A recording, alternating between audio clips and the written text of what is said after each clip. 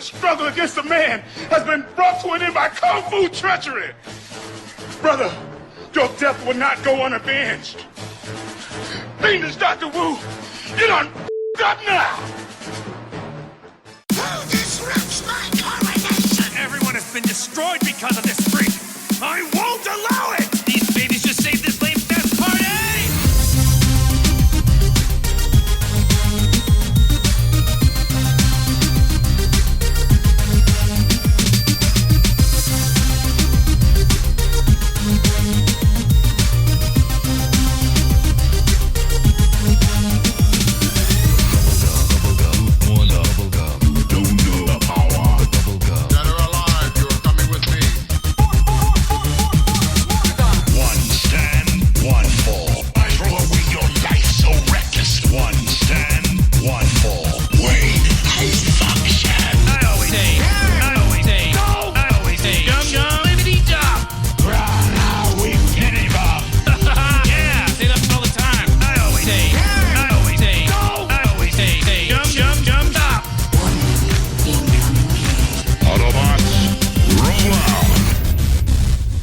Guys, what's going on? You are listening to ThisWeekInGeek.net. I'm your host, Mike the Birdman, and well, I am still continuing to man the wall here at This Week in Geek as we continue basically watching things as Alex has taken a brief leave for vacation, but I'm joined with my friend, good buddy, film connoisseur, and expert in all things anime. I'm joined with Ken Reels from This Anime Podcast.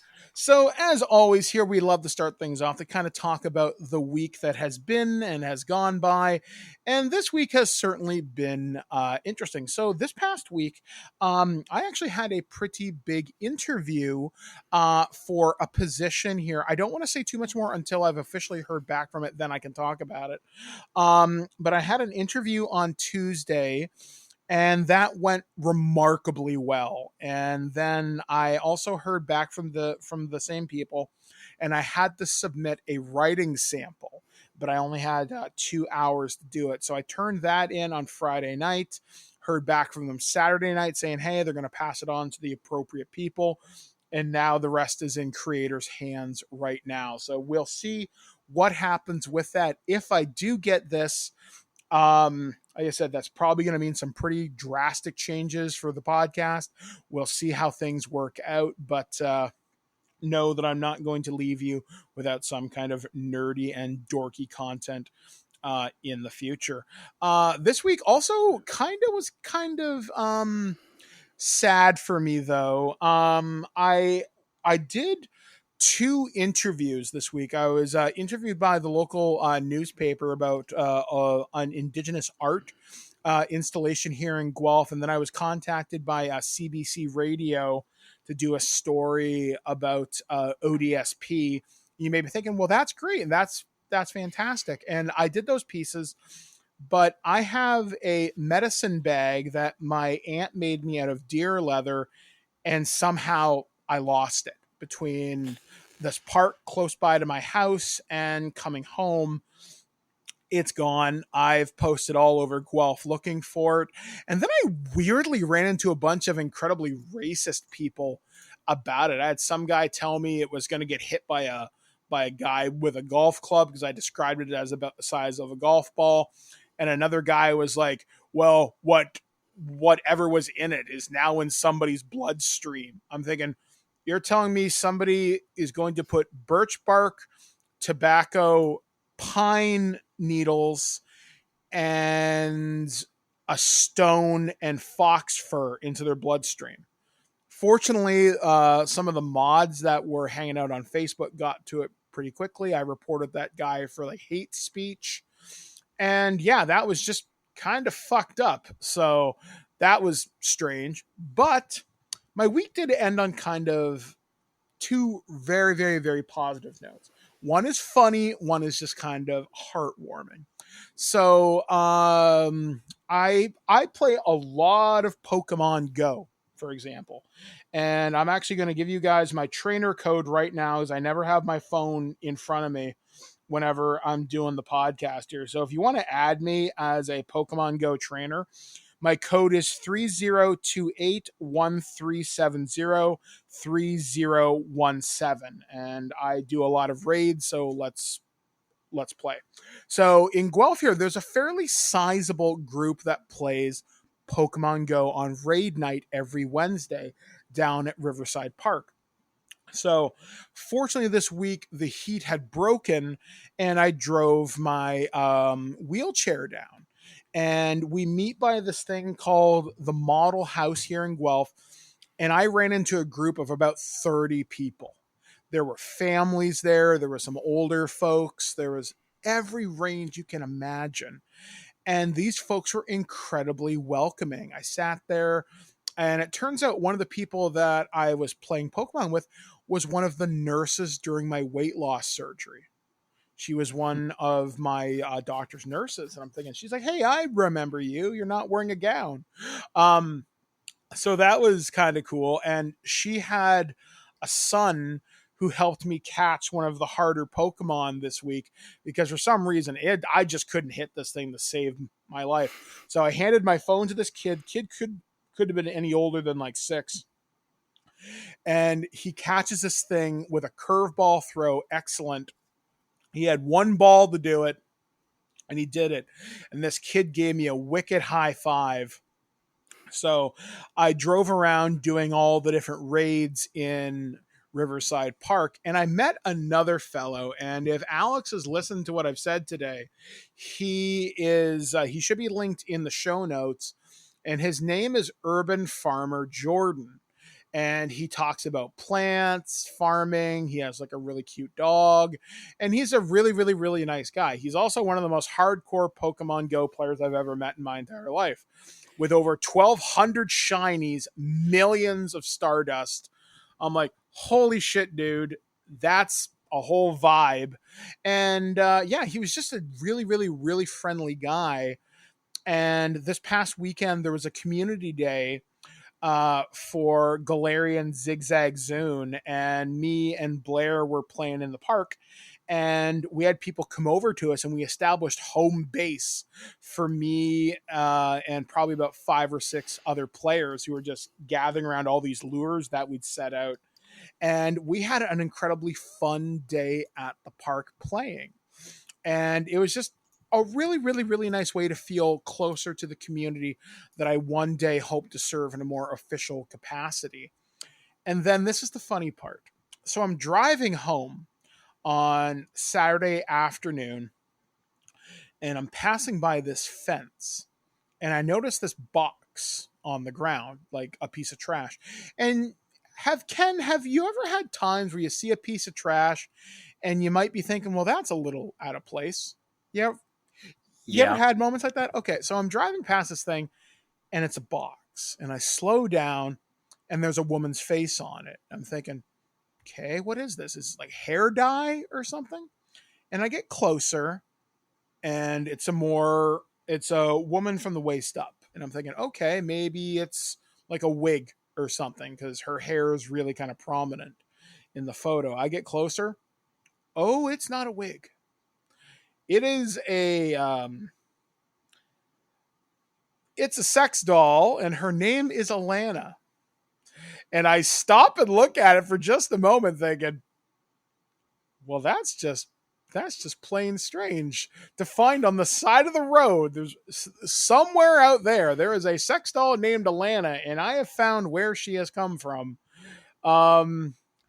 I guess it shouldn't be too strange because there's like a stag shop just down the street from me, some ways. So I guess it's reasonable to assume, but I'm just trying to figure out what series of events led to discarding a sex doll thing on the side of the sidewalk where you're walking home or biking home, or maybe you're taking an electric scooter.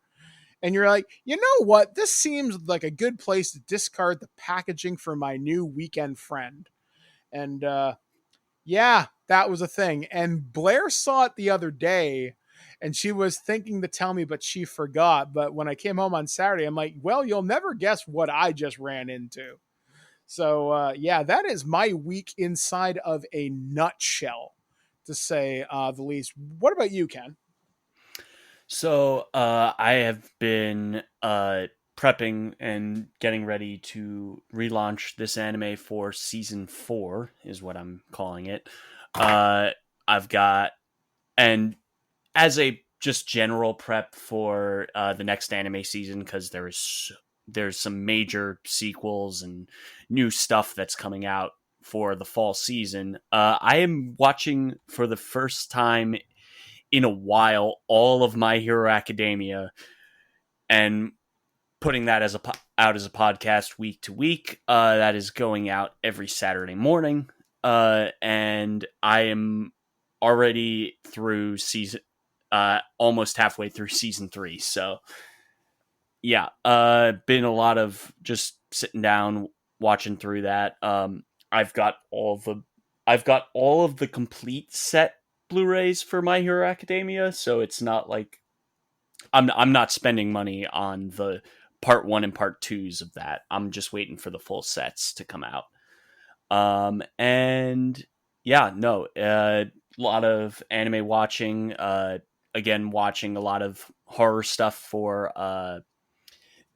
Last School on the Left, which is a horror podcast I do with a friend of mine, and we're going to be taking a look at The Exorcist next, which I'm looking forward to sitting through that again. Still one of the scariest horror movies I've ever seen. But yeah, no, other than that, just chugging along. I forgot to also mention something else this week, and I really hope people go out and see this. I finally got around to seeing the new Brad Pitt movie, Bullet Train. Bullet Train, yeah. That was so much fun. Yeah, it's a film that knows exactly what it is and just rolls with it. Like, we have something up here in Canada at Cineplex, and it's called Shop at the Movies. And this QR code pops up just before the movie starts. And like, if you want to look like the stars from this movie, here's some of the fashion that they wore during it. So I scanned the QR code. I can get Brad Pitt's glasses from Bullet Train. And not going to lie, I'm kind of thinking about it actually, because I really like those frames. And I actually contacted them the other day. The president of the company emailed me back, and he's like, yeah, we don't sell them locally, but if you contact your optometrist, we can get in touch with them and we can try and work something out. So, if I get this gig that I want, I may buy myself a couple of new pairs of glasses. I'm actually looking at the Bullet Train glasses because I love the thickness of the frames. But there's a series of gamer glasses. I know, but before you groan, they were revealed at San Diego Comic-Con from Gunner Optics. And they're officially Marvel licensed glasses. So they've got Tony Stark's glasses from, I think, one of them, I think from Avengers Endgame or something. And they've got Wakanda Forever glasses. They've got a pair of Spider-Man glasses that I really like. They're the one I think I'd probably go for are the Miles Morales ones from Into the Spider-Verse. So yeah, I'm looking at those because I've got frames. They're okay. I'm probably due for a new pair of glasses sometime soon, but I also just like to look cool. So if I can afford it, maybe I'll do it. We'll have to wait and see. So anyway, folks, we've got a lot of stuff coming up here on the show this week. I know Alex is going to be doing all 3 reviews this week. I'm just waiting to find out what they are. So what they are, I don't know yet, but they're probably a lot of video games, and hopefully there'll be a fairly good time. We got a lot of news to talk about, some strange stuff, including how you can find concert tickets. But do you care if you live in the Vancouver area, and some other strange things that have happened around the Big Blue Marble this past week? So we're going to take a brief break here, right here on ThisWeekInGeek.net. And when we come back, we're going to break into the news. But before we go any further, this is Alex with his first review of the week. Alex here, just to quickly discuss Spider-Man Remastered on PC. Our friends at Sony sent a review copy over, and I've had some time to play around with it on 2 different systems that I have. And in both cases, I ended up using the same video card just to see some consistency. Now, I had obviously played this game when it came out, initially on PS4 and then on PlayStation 5. And how does this compare? Now, I am not somebody who's reviewing super duper high-end graphic settings. If you want that, you're going to go for one of the other big YouTube outlets that focuses pretty much solely on PC gaming and gaming performance. I'm looking at this, and we're looking at this from the perspective of somebody who has a more moderate PC. You know, we've got, decent CPUs, Ryzen 3600 in the one computer, and I've got an i5 a couple year ago generation in the other computer, and we're using a RX 5500 XT, which is entry level of this generation of GPU, but will set you back about $300 or so for the GPU. So these are all reasonable things. Now, I do have pretty decently fast SSDs, NVMe SSDs in both computers, and one computer has 16 gigs of RAM, one has 8. So it's the CPUs are fairly comparable, and then it's just a matter of RAM, and then they're using the same. And by the way, it's an 8 gig version of that video card, not the 4 gig. So there's a little more headway, a little more room it can use. So we're not targeting 4K, even though, I technically could run 4K and it would get 30 FPS or so, medium to high settings on the one PC. But what I'm targeting here is if you're somebody who doesn't have a PS5, but somebody doesn't have a PS5, but they want to play the remastered version of this game because they know that PS4 version is long in the tooth now, and it's not going to be the same experience. Whereas you could have a decent mid-range PC somewhere in the range of $500 to $700 PC, and if you don't necessarily have a PS5 or can't find one because they're still fairly scarce, is it worth getting this copy of the game, through Steam and playing it there on your PC? And I can say, at 1080p, I'm basically able to max out the settings on my Ryzen PC setup, and not like full ultra, but like high settings, slightly higher than high settings in certain parts. And I'm getting, obviously pretty fast load times, not as fast as the PS5. And you'll see even from other reviewers that load times are consistently faster on the PS5 because of their proprietary tech. They got the super fast drive in there, plus their low-level APIs that work for it.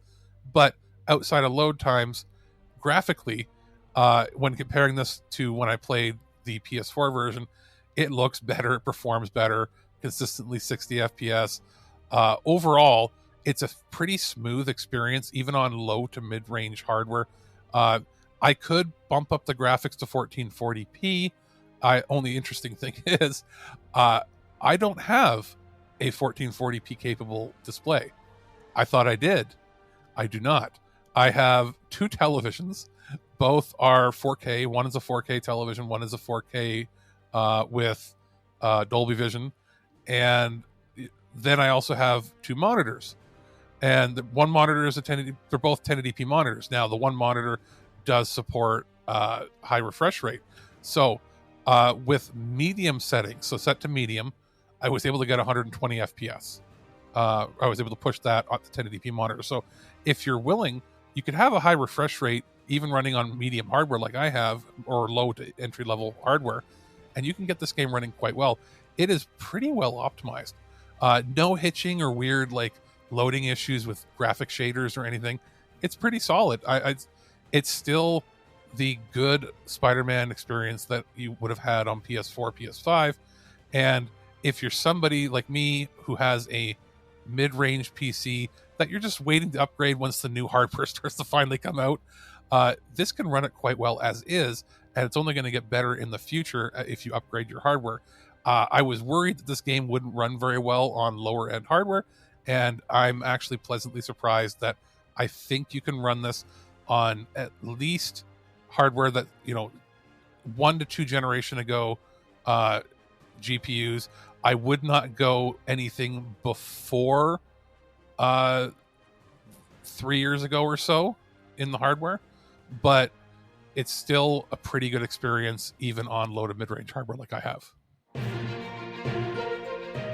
The Prime Minister of Sweden visited Washington today, and my tiny little nipples went to France. Gossip, rumors, panic in the streets. We're lucky. This Week in Geek. All right, guys, welcome back to ThisWeekInGeek.net. I'm Mike the Birdman. He's Ken Reels. Let's talk about the things that happened around the entertainment and geek world this past weekend. You can't avoid this news. It is impossible at this point. It's almost as inevitable as the sun will rise and guarantee toast will land butter side down. Mm-hmm. According to Variety, Flash star Ezra Miller has been charged with felony burglary in Vermont. Ezra Miller, the embattled star of Warner Brothers' The Flash movie, has been charged with felony burglary in Stamford, Vermont, according to Vermont State Police report. According to the police report, Vermont State Police were notified of a burglary complaint from a residence in Stamford at 5:55 on May 1st. Police found that several bottles of alcohol were taken from the residence while the homeowners were not present. After collecting statements and looking at surveillance videos, police found probable cause to charge Miller with felony burglary into an unoccupied dwelling. The police located Miller on August 7th at 11:23 p.m. and issued them a citation to appear in Vermont Superior Court on September 26th for arraignment. According to a Rolling Stone investigation in June, Miller had been housing a 25-year-old mother and her 3 children who are believed between the ages of 1 and 5 at the actor's home ranch in Stamford. The property doubles as an unlicensed cannabis farm and has several firearms on the premises, according to the report. One source who spoke to Rolling Stone alleged that the 1-year-old child was found with a loose bullet in their mouth. It's unclear whether the Stamford properties are one and the same. This is the latest controversy to befall Miller, who has been at the center of scandals for the better part of this year. They were arrested twice in Hawaii this spring, and once for disorderly conduct and harassment, and once more for second-degree assault. Miller is facing several allegations of abuse from different women around the world, including choking a woman in an Icelandic bar and harassing another woman in her home in Berlin. Throughout Miller's arrests and controversies, the question of whether or not the solo Flash movie will be canceled or released in theaters next year has persisted. Last week, however, Warner Brothers Discovery CEO David Zaslav reiterated The Flash is still a go, saying, "We have seen The Flash, Black Adam, and Shazam 2. We are very excited about them. We have seen them. We think they are terrific, and we think we can make them even better." After several delays, The Flash is currently set to hit theaters on June 23rd, 2023. Variety has reached out to Miller's representatives for comment, but nothing has been reported at this time. And I'm just going to go into our second story here because it does tie into this directly. So this one comes courtesy of CBR.com. The Flash film is in jeopardy. Ezra Miller's legal woes may tank the DCEU's reboot film. Batgirl is saving a spot on the shelf for the Flash movie. Warner Brothers is currently considering how best to move forward with the upcoming DC extended universe film in the wake of new allegations and arrest warrants against the film's lead star, Ezra Miller. According to The Hollywood Reporter, Warner Brothers is preparing 3 different outcomes for the future of the Flash movie. One involves Miller seeking professional help and then giving an interview at some point explaining their erratic behavior over the past few years. Then they would do limited press for the Flash, which would still open in 2023. Another scenario would be that if Miller chooses not to seek help, Warner Brothers would still release the film and not have Miller promote the Flash at all, with the titular role recast in future DC projects. A final strategy, which is considered the studio as a last resort, would involve outright killing the movie if Miller's behavior doesn't improve. Since Miller appears in almost every scene, it would be too expensive to reshoot the film with a different actor. THR has noted scrapping a $200 million film would be an unprecedented move, but it is not entirely out of the realm since Warner Brothers Discovery shelved the $90 million Batgirl film last month. Miller has been at the forefront of several major controversies in 2022, with the latest involving them housing a 3 mother and her children, blah, blah, blah. This is all things that we know. So, how do you, honestly, at this point, shelve it? I really think so. Shelve it. No. Okay, here's what's going to happen. That second option is most likely going to happen. Mm-hmm. This is as much as Batgirl is a $90 million tax write-off, blah, blah, blah, you can't really tax write-off a $200 million film. Well, it just doesn't happen. I think I It just read doesn't somewhere happen. it's already happened. Like basically their point of cutoff has already come and gone. So if they wanted to write this off, that time is gone. So they've got a $200 million movie. Do you put it out in theaters? Now, I have a background in PR, and I specialize... it's a complete disaster here. But this is this is something that was inherited because Warner, for years, it's been years of this bullshit that has been going on with Ezra, and people have been going, "What the hell is Warner doing here?"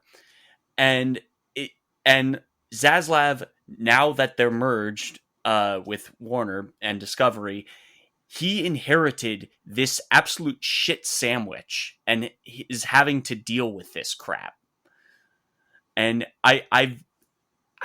it's frustrating. It's been frustrating talking with people over this shit because it's like I follow movie news. I follow all this stuff on a regular basis, and when it comes to the business side of the movie business, there are very few options that they have right now.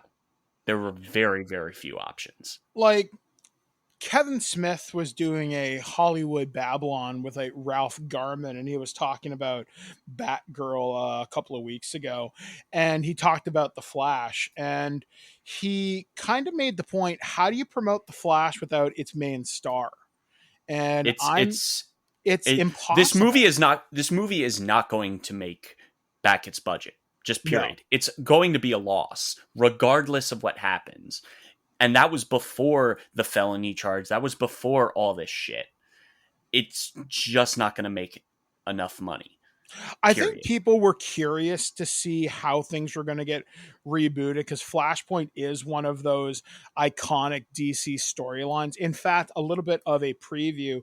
Me and JT recorded a Twig Sunday Funnies where we plot out 5 or 6 years of what we would like a DC EU to look like.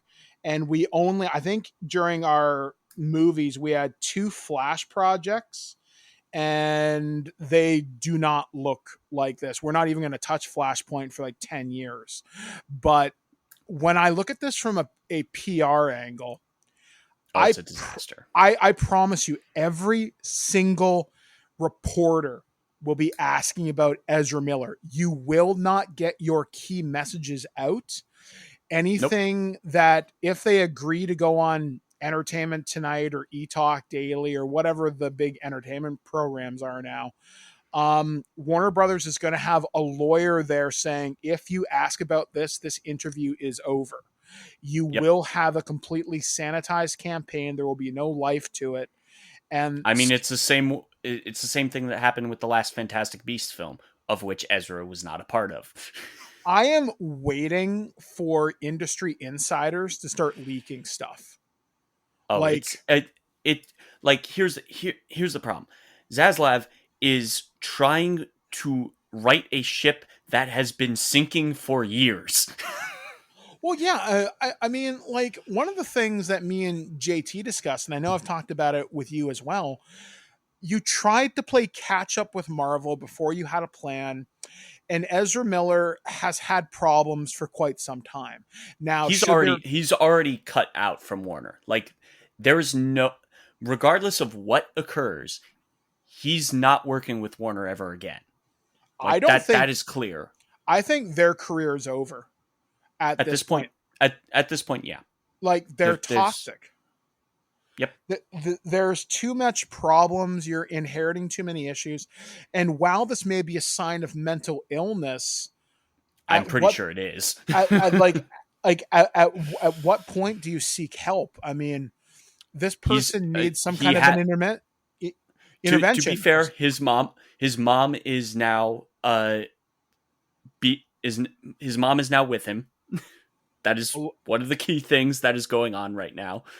It's not stated in any of the articles that we went through, but his mom is with him. And if anyone's going to set someone straight, it's their goddamn mother. I hope so, because honestly, although that being said, I mean, even if his mom does set him quote unquote straight, I can't imagine any amount of interviews he would do No, or it's professional he's gonna things. they're gonna need to stay out of. They just need to take a break for 5-6 years, and they have Honestly, the money. what I would do if I was Warner Brothers, I would put into production a lot fucking faster the Batman sequel from Matt The Batman. Reeves. Here's the thing: the Batman sequel is happening.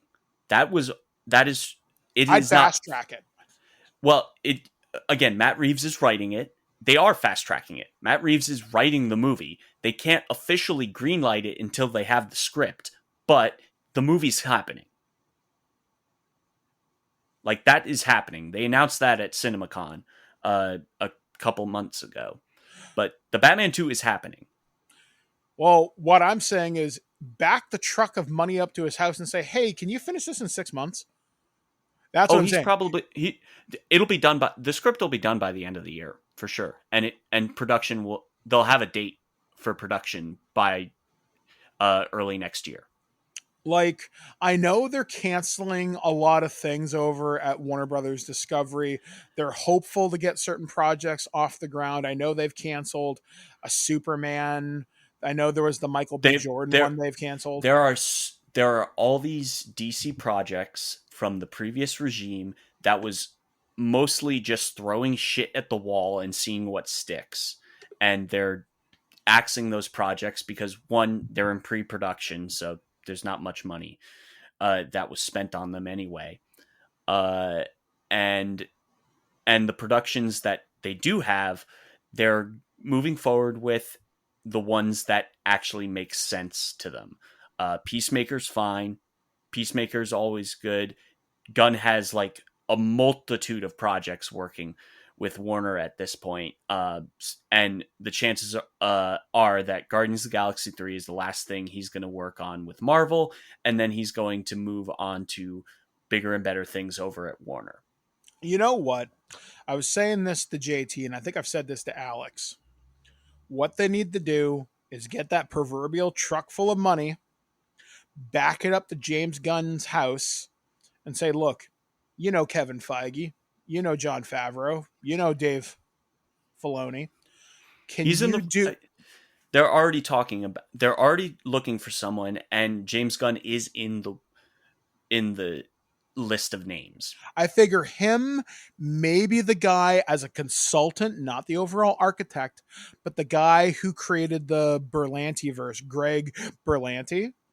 Somebody he is also on the list as well.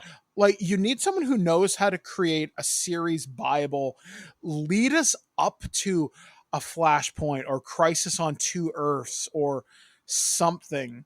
You're going to, like, you are not going to catch Marvel, but you can do something different.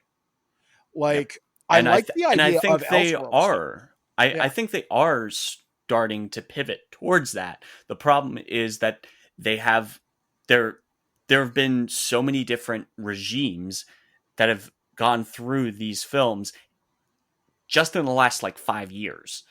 And the problem is that they have to pivot constantly. They're constantly pivoting because they had a plan with the Snyderverse.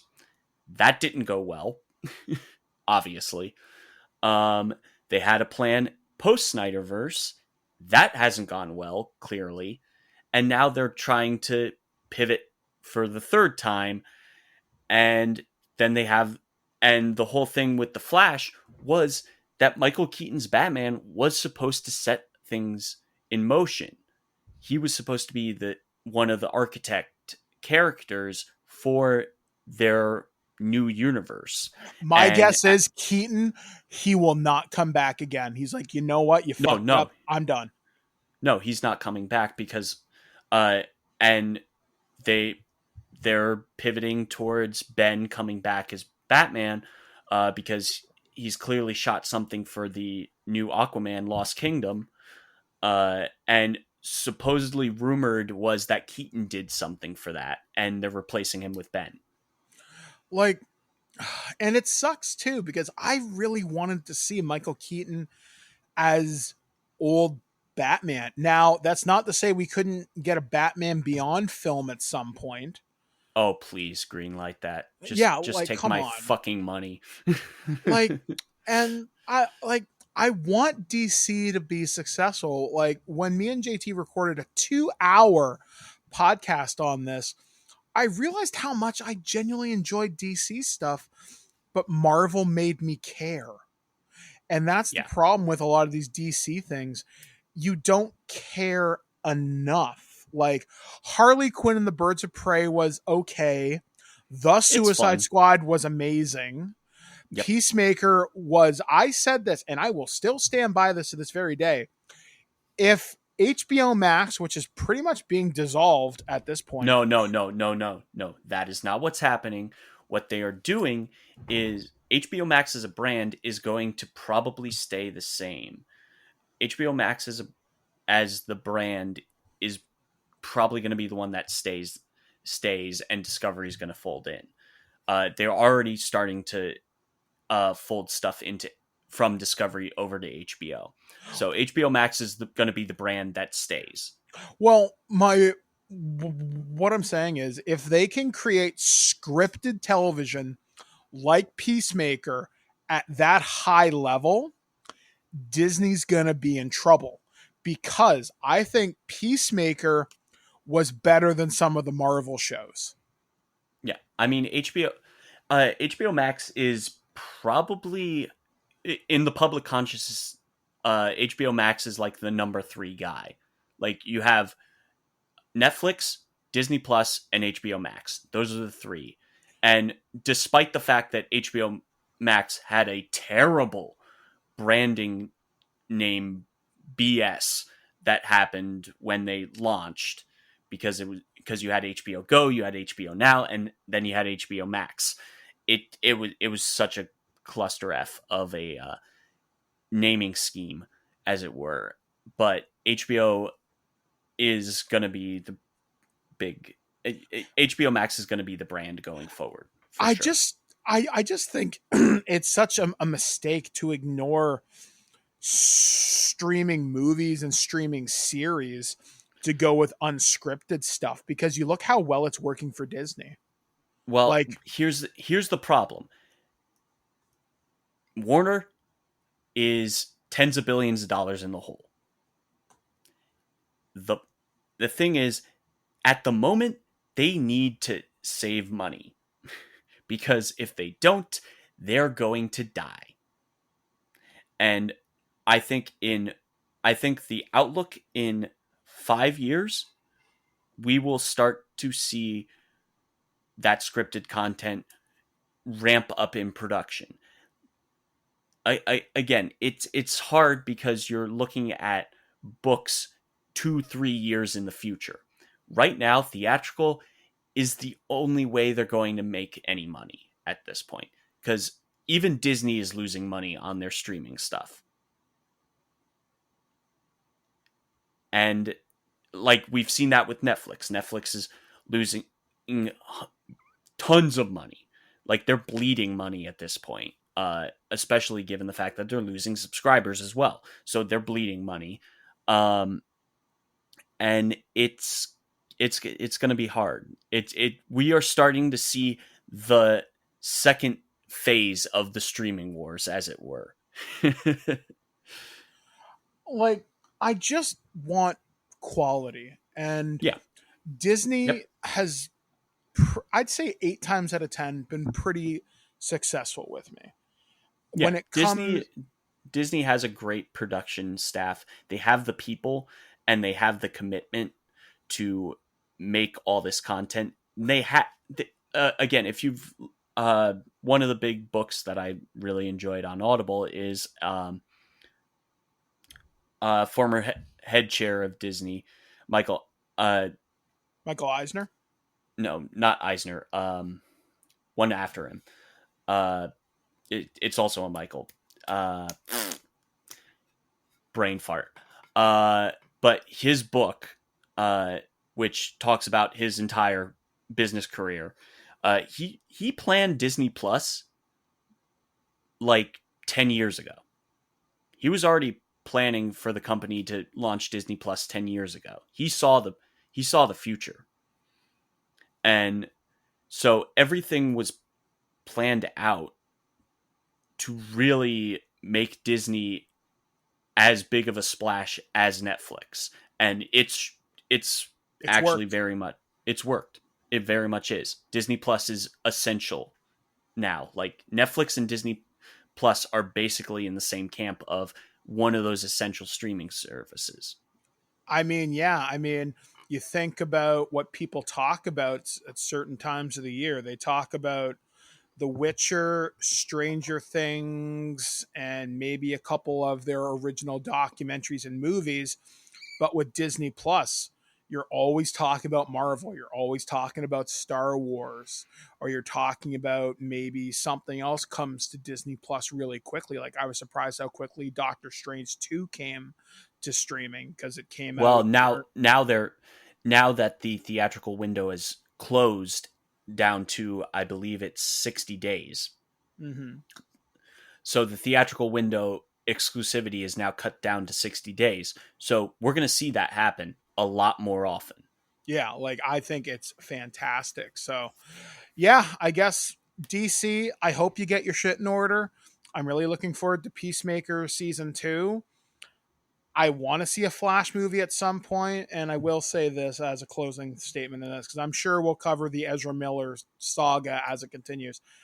I hope this person finds help, and I hope nothing terrible Agreed. happens because I honestly think, I really believe this. If there's an armed response going to his ranch, I think it's going to turn into another Waco. I'll be honest with you. I think something terrible will happen. Yes. So hopefully I'm wrong.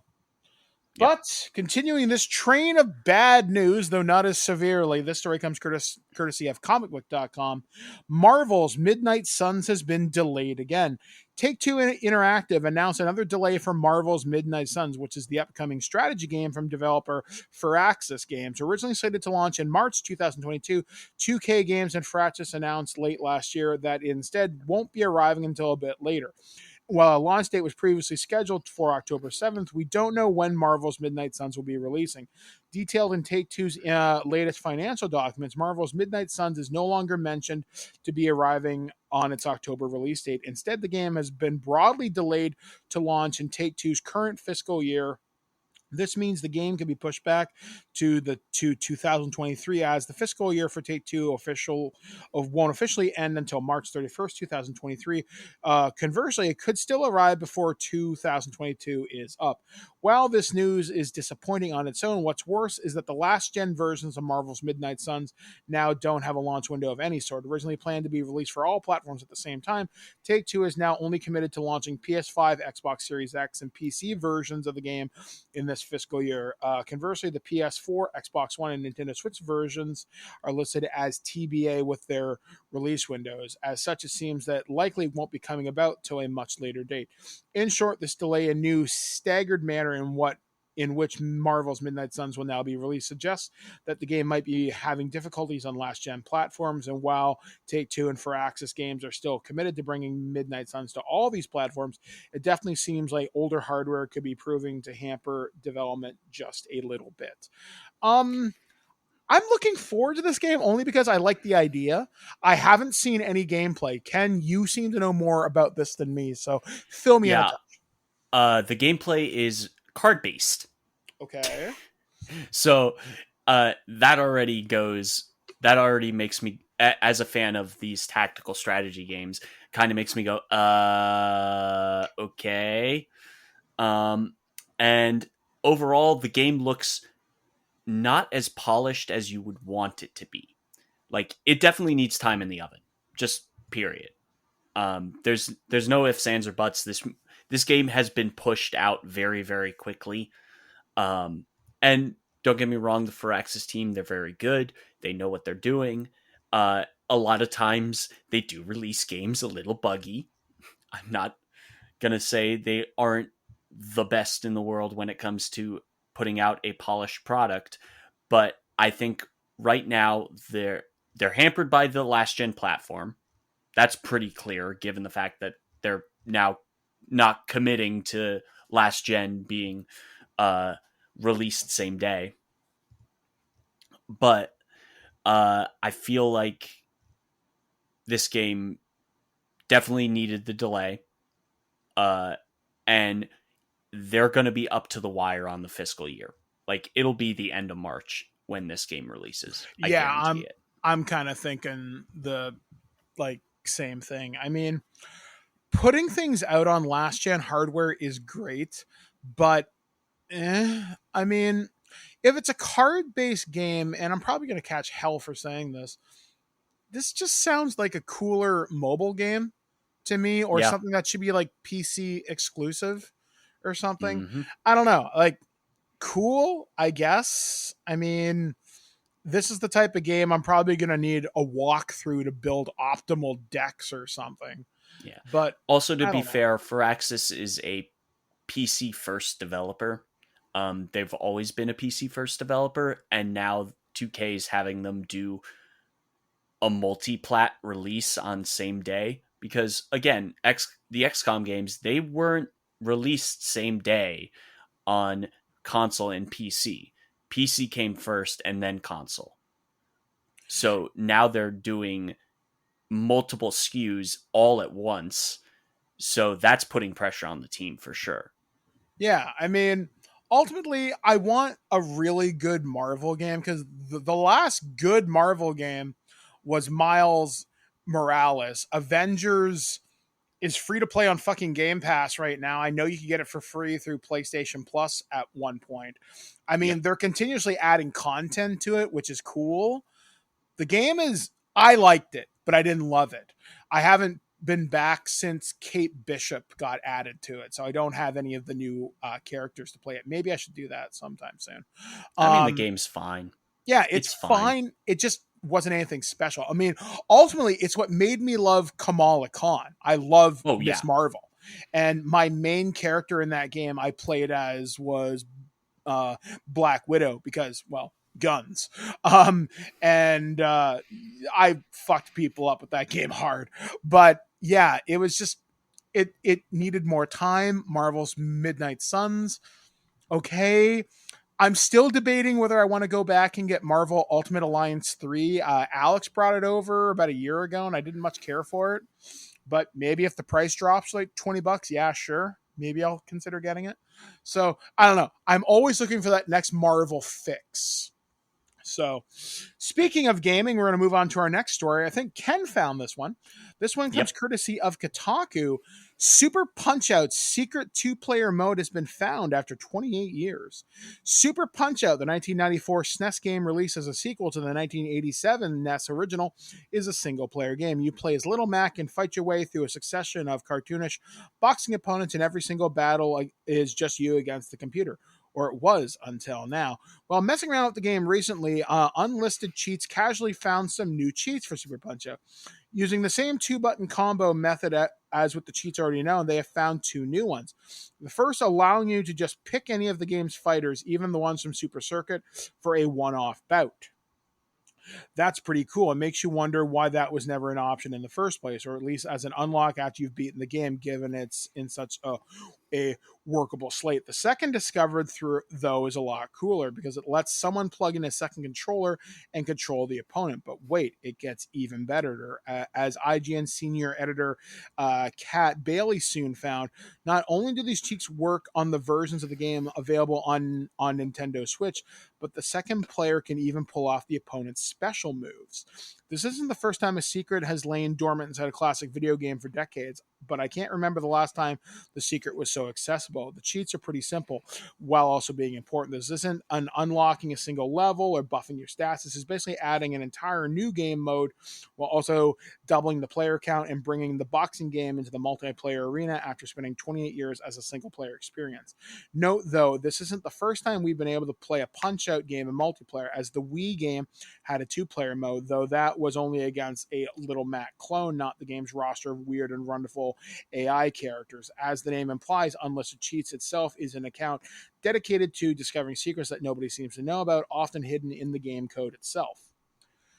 I don't have a Punch-Out story, but I do have something related to this. So this would have been in about 1989 or early 90s. I was playing Mega Man 3, and I was in Florida with my grandmother and her friend. And for some reason, I had two controllers plugged into my NES.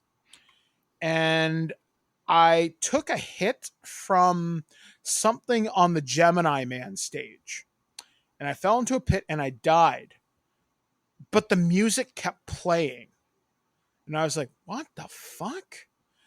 And somehow, if I remember how I did this right, if you hold left on the second player's controller, you turn into a ghost Mega Man. Which means as long as you keep your health empty, you can't shoot, but you can use special weapons, just not your regular plasma gun. And you can jump down pits and you can jump super high. And that sounds like a debug mode. Yeah, I was like, what the fuck did I just find? And that's the first time I found something on my own as a child. I remember me and my friend Quincy used to sit down with the Game Genie and try to figure out codes. I remember I had a friend later on, Ryan. He had a Game Shark for the PlayStation, and I remember him figuring out the hexadecimal code for Resident Evil 1 on the PlayStation 1 so we could hack our inventory boxes to give us infinite ammo for the Magnum. But that's just manipulating game code. But as you mentioned, this is probably like a debug mode. And just the fact that it's been found after 28 years in Punch-Out, that's actually pretty cool. Yep. I mean, Super Punch-Out's the one game that I never beat. I did beat the original. It took me a fuck of a long time. I remember I went to Screw Attack's Iron Man of Gaming in 2008. And I remember Craig was playing this in front of an audience, and he vowed he wouldn't go to sleep until he beat Mike Tyson. We started at midnight, and I don't think we got out of the hall until like 2:00 in the morning after he beat Mike Tyson. But I remember he played it. I think Destin played it. Jose El Mexicano played it. And this was before a couple of the other Screw Attack personalities came on. But I remember that distinctly. And this is kind of a weird side story. I remember I was having an exam in high school in grade 10. And I went to a friend's house. And he was playing Super Punch-Out. And I thought it was really, really, really cool. And I really, really, really, really wanted to play it. But I couldn't, because somebody thought it would be hilarious to spike my drink with sleeping pills. And I was wondering why the hell can't I stay awake? And I fell asleep at my friend's house for like 6 hours. And only later did I find out. They're like, tee-hee-hee. I'm like, tee-hee-hee, could have died. So yeah. So be careful who you're friends with, I guess. But yeah. So this next story, Ken, you're going to read, because there are probably names in here I'm going to brutalize. So please entertain me. So this was announced actually last weekend over at the Crunchyroll Expo. Jujutsu Kaisen 0, Your Name, and more anime movies coming to Crunchyroll. Crunchyroll announced during the Crunchyroll Expo 2022 industry panel today that the classic anime movies such as Akira, Your Name, and many more will begin launching on Crunchyroll every Thursday starting August 11th through to October. Additionally, the Jujutsu Kaisen 0 movie will be officially streaming on the service starting September 21st.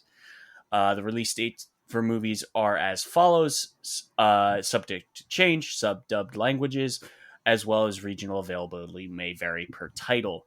On August 11th, we got Josie, the Tiger and the Fish, The Stranger by the Shore, and Human Lost. August 18th, we've got Akira and Your Name. August 25th, Wolf Children, The Boy and the Beast, and Sing a Bit of Harmony, which actually was released through Funimation earlier this year theatrically, which garners my thought that the Blu-ray and DVD is coming probably in October. And September 21st, Jujutsu Kaisen 0. Other movies scheduled to release include the Afro Samurai film Resurrection, Sing a Bit of Harmony, Sword and the Stranger, as well as movies from the series Free, Fairy Tail, Psycho-Pass, Code Geass, and Black Butler. And this is the beginning of the second half of the Crunchyroll Funimation merger, which started out early this summer season when they started merging Crunchyroll and Funimation.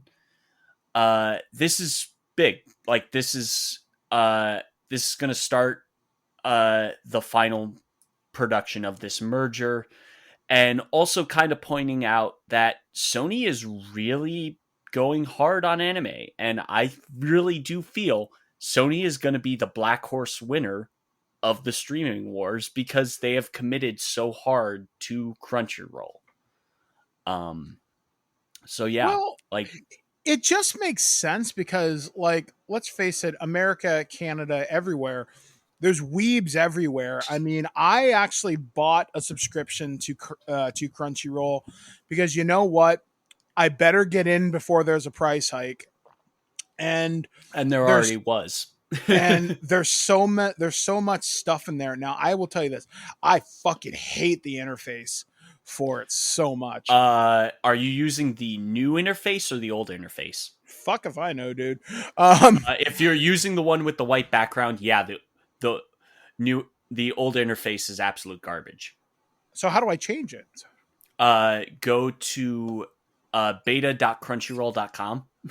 Okay. And that is the new interface that should probably go live for everyone late this year. Okay, in that case, and it is a much better interface. Now, one thing I want them to do, because I am poor North American trash, I want more dubbed stuff. I mean, you really want to impress me? Add every Gundam series dubbed. Most of the Gundam series, I think they've moved most of the Gundam series right now dubbed. Really? I'm going to have to watch that because I know they have rights to some of the dubs. They don't have rights to all of the dubs. Like, I just want Gundam Wing and I want to watch the original. I might have them somewhere on like old DVDs that I just haven't dug out of a closet yet. But yeah, like, I got it.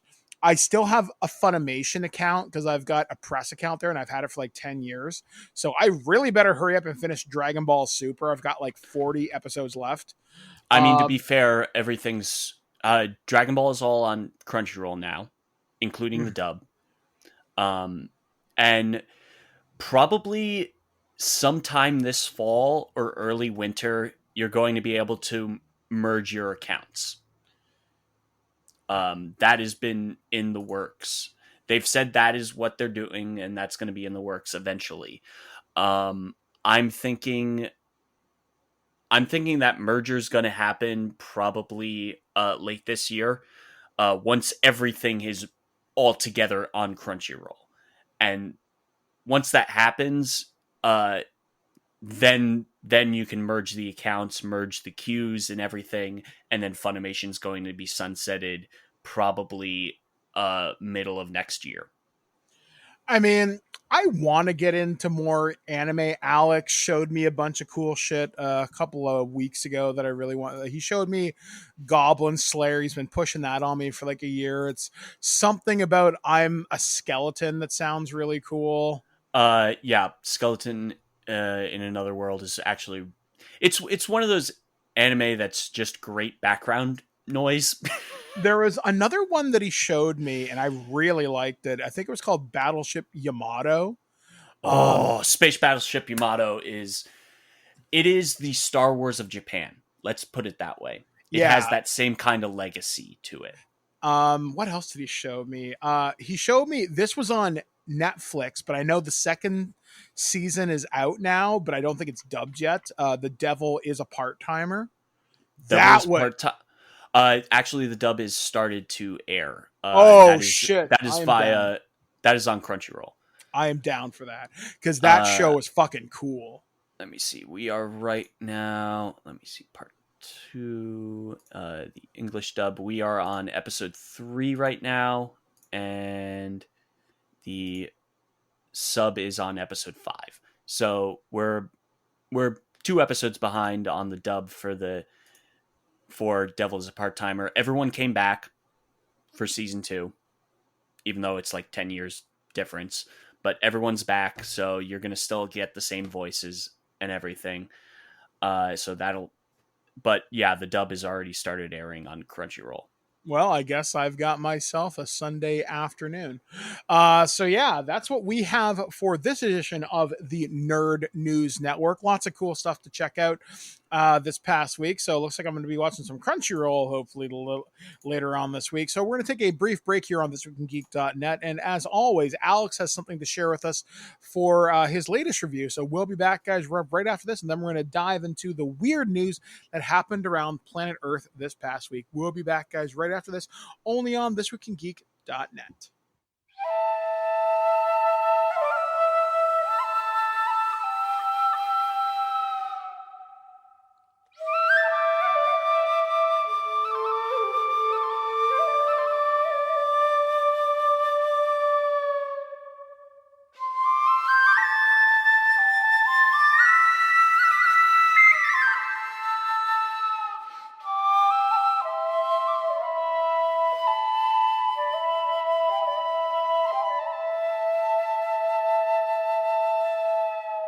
Well, it's finally upon us. Xenoblade Chronicles 3 is out. This is a game I've been anticipating pretty much since I played Xenoblade Chronicles 2. Now, I'll give a bit of background here. I initially didn't play the original Xenoblade Chronicles. My history with the franchise, I guess the meta franchises that they've put out at Monolith Soft goes back to the days of Xenogears, when they were before even Monolith Soft really existed. And I played Xenogears, as a lot of my friends did that were into JRPGs back on the PlayStation. And when we found out that was originally, like, I think it's the fifth game in this like large epic collection they wrote and never ended up producing. They just started with that title and then never got around to actually being able to produce the rest of it. And then when they broke off from Square and started their own company, they ended up making the Xenosaga series, which I loved. Probably my favorite series of JRPGs on the PS2. There's, other individual games I like, but as an actual series, that trilogy was great. Mired by some budgetary constraints after the first game didn't perform quite as well. It forced them to cut the budget each time in each subsequent title, but the story was still good. And then fast forward, and Monolith starts making games for Nintendo. And I had a Wii, but I did not get RPGs for the Wii, even though I'm a huge RPG fan, because I hated the motion controls. I didn't feel they worked for RPGs, especially with what was really considered to be an underpowered console at that point. It was essentially a GameCube with slightly more RAM. Now, my brother played it and loved it. And then he ended up also getting the 3DS version, playing Xenoblade Chronicles and loving that. And then I didn't get a Wii U. My brother did, and he had Xenoblade Chronicles X, or I think it's Cross. And he really enjoyed that. I still have yet to play that one. So hopefully that gets ported at some point.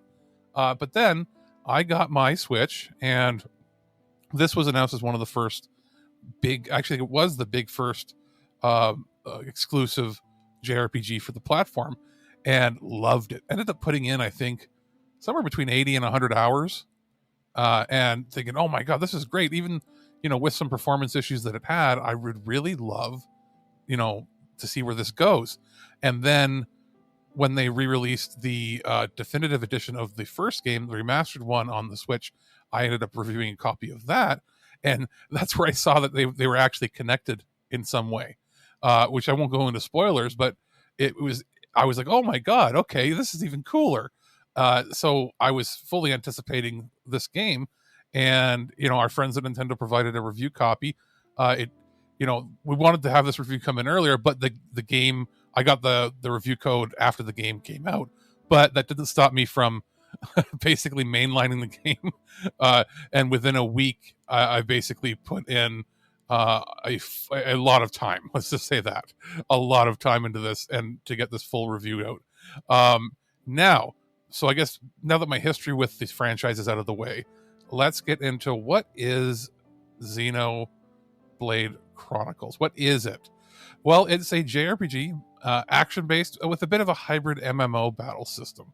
It is, not quite anime, the game, in quotes, as you might say. It is a little more science-based, traditionally in the franchise. Each game has had a pretty unique looking art style. The monsters carry a certain motif together, but the actual character models and graphical engines, the way it works, while on a similar engine, do look radically different in each version. The first game had trying to do a comparison. The first game was maybe the most generic anime looking characters design. It didn't really stand out from a lot of others at the time. That also could have been limitation of the hardware, being that it was on a standard def console initially. Xeno 2 went with a much more cartoony art style, especially when you compare it to Xenoblade X or Cross, where that almost had like a Star Ocean or Final Fantasy, much higher fidelity, more realistic looking characters. And then you move now to 3, and it sort of found a balance. It's gone back. It's not quite as cartoony, chibi looking characters. This looks more like, if I had to compare it to another RPG out there, art style wise, maybe like a Ni no Kuni 2, that sort of look. Now, this is ostensibly a long game, lots of plot, tons of cutscenes, vast majority of which are voice acted. You are on a pretty epic adventure. Now, I'll talk about the story in a little bit, but I wanted to get into the graphics first. Performance-wise, pretty good, and I'll talk about that a little later as well. But as far as just the style of graphics, I was very surprised that the draw distance was really far.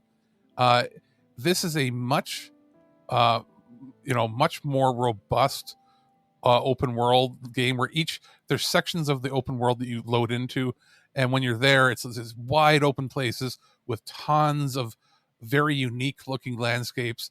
Nothing ever looks cookie cutter. Everything looks meticulously detailed and put together. Really good color theory. Nothing clashes at you. There's not like a lot of flashing images or anything. It's just very visually appealing on the eyes. It is probably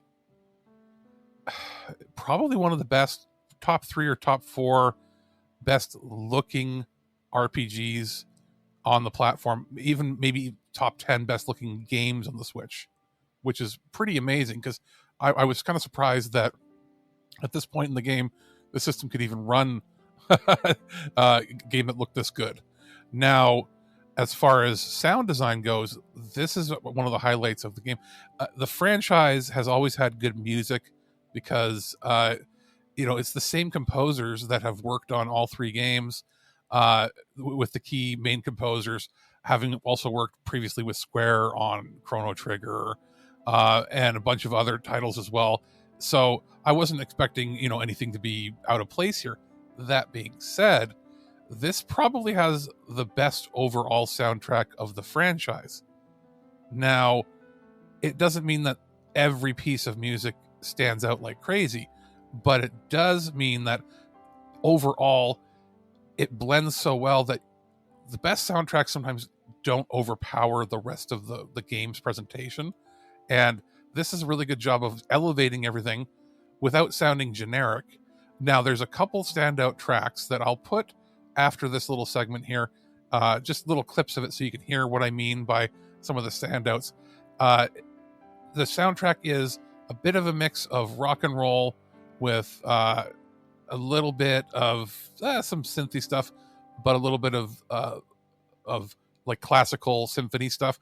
What you'd expect from a higher budget JRPG that has over 140 or 150, I think it's getting closer to like 170 individual music tracks, some being day and night stuff. Every section of the game has a day and night cycle, different song, as well as every town or every colony has a day or night version. And then there's little inflections here and there. Like, we're getting into like super high-end Final Fantasy style soundtracks where they're these like robust, huge soundtracks. Now, there are a couple standout highlights that, again, I'll put a little clip here for. There's what is interesting here is it's not just that rock part. They also have some parts that are like, epic choirs chanting in Latin for big epic battles. There's also a heavy influence of flutes. Obviously, that was one of the points of the game when they were showing off trailers, that this game has a lot of flutes for these people that are off-seers. And an off-seer essentially is somebody who sends the spirit to the afterlife or to be reborn. And they use a flute. Now, it sounds a little bit like a hybrid between a traditional flute and like a Peruvian pan flute. And it turns out they made custom flutes for this game to get the right sound, like from scratch, like flutes that didn't exist before, that they experimented with to get custom ones, which is pretty sweet. And some of the best songs in the game are built around having flutes in them. One of them, the biggest probably highlight standout of the game, is one for the desert area, and it's the daytime song, where it is a mixture of what sounds like, when the drums have somebody brushing on them with like almost like a barbecue basting brush, and then it has like maracas in the background, a little bit of a piano, and just some ethereal drums, and then the rest of it is flute. And it's very unique. It's not your standard desert sounding song, but I went, whoa, I found that like some of the better songs really jump out at you that way. So right here, we'll listen to a few. And as far as sound design goes for the voice acting is pretty top notch.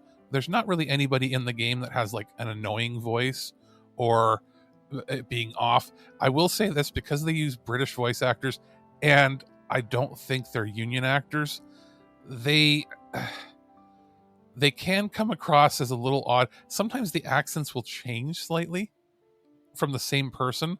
Like if they got excited, it doesn't sound the same.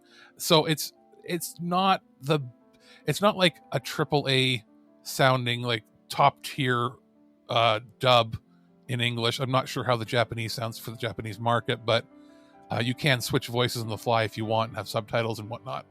That being said, it's one of the better dubs on a JRPG I've seen. It's just one step down. I do like how the idea of people coming from different colonies and in the game have different accents. So one colony people sound like they're Welsh. One colony people are like Irish sounding or Scottish or other parts of England. And then you have one other faction in the world that has somewhat of an American accent. But it's clearly like British people trying to sound American, because their accent will slip occasionally, as well as I don't know if they're South African or if they were trying to go for that with some people, but kind of sort of did with some of the actors. But there's definitely an Australian, New Zealand faction. And it's cool. I like that. But again, there was a little bit of a consistency issue I found. The actual voices match the characters very well. The direction is very well. It's just a matter of personal preference, I think. But yeah, so we'll just take a moment here, and I'm going to put a couple little clips of some of the highlights of the soundtrack. I do think it's something people will want to go and buy, and it might end up being one of the better, more memorable soundtracks of the last 5 years.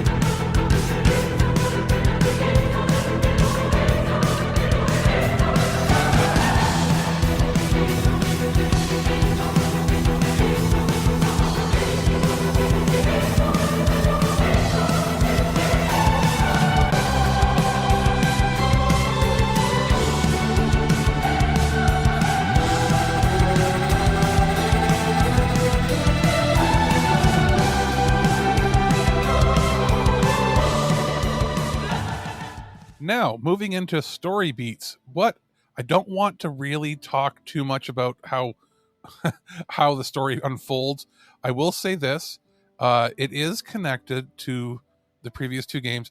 It's pretty apparent that it is if you're somebody who's played both of them, but there was an odd thing where it doesn't really address it, and I don't mean just till the end of the game.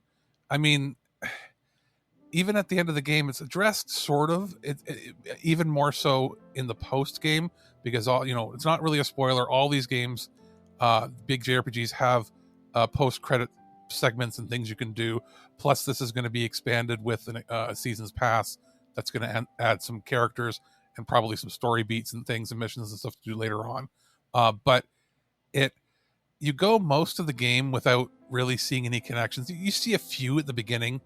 And as somebody who's played both previous games recently in the last few years, I was a little surprised that it wasn't more involved like that. What's interesting is the first two games are, on their surface, they start out, seeming like fantasy games, very high, high fantasy, and then they turn into hard sci-fi. That's the twist, and that's what the Xeno games always were, was a hard sci-fi game wrapped around in a fantasy or something. Whereas like Xenogears was very like sci-fi. It was like you were in a world where everything felt like feudal Japan or China, but then they had these giant mechs, and you had to figure out how they were there. Then with the Xeno Saga series, that was pure hard sci-fi. Like we're talking, very like Star Trek-y. And then they just happened to, and they would talk about the science behind how things are working and everything. And it was just this future. And then there was super advanced tech that they found. And it was never explained as magic. It was just tech that's beyond what you could comprehend or do. And then you went to Xenoblade Chronicles 1, and you're back to this sort of weird hybrid fantasy type thing. And then there's a big reveal at the end of the first game where, and again, so the spoilers for the first two games. I'll do that here, just right here. Little spoilers for the first two games. You've had a few years to play them.